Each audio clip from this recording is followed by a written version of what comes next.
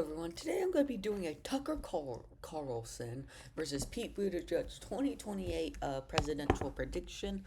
Now, I decided to give VPs because, it's my video and I'm going to do whatever I want. I think Pete Buttigieg will probably pick Westmore, probably have some more appeal with the African American vote.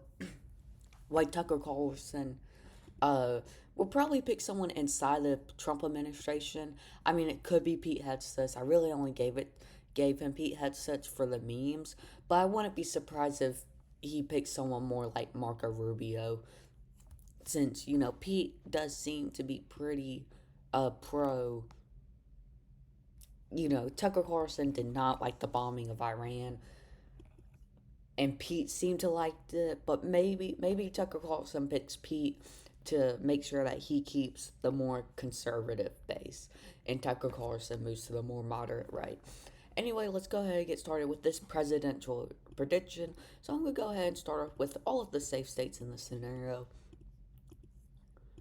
which will be Indiana, Montana, definitely not Arizona, um, Florida. Ohio might not be safe. We'll have to think about that one.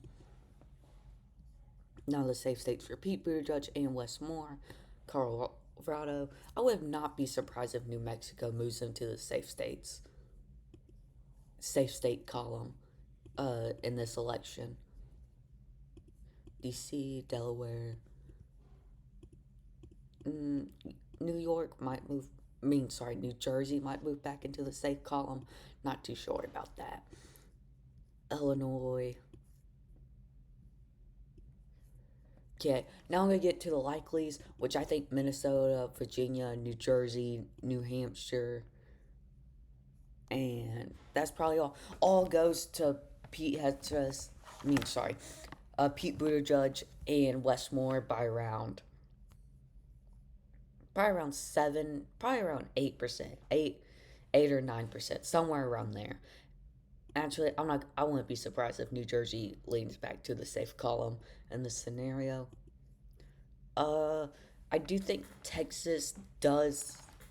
Honestly, Texas might go back into like the 5% margins we saw in 2020.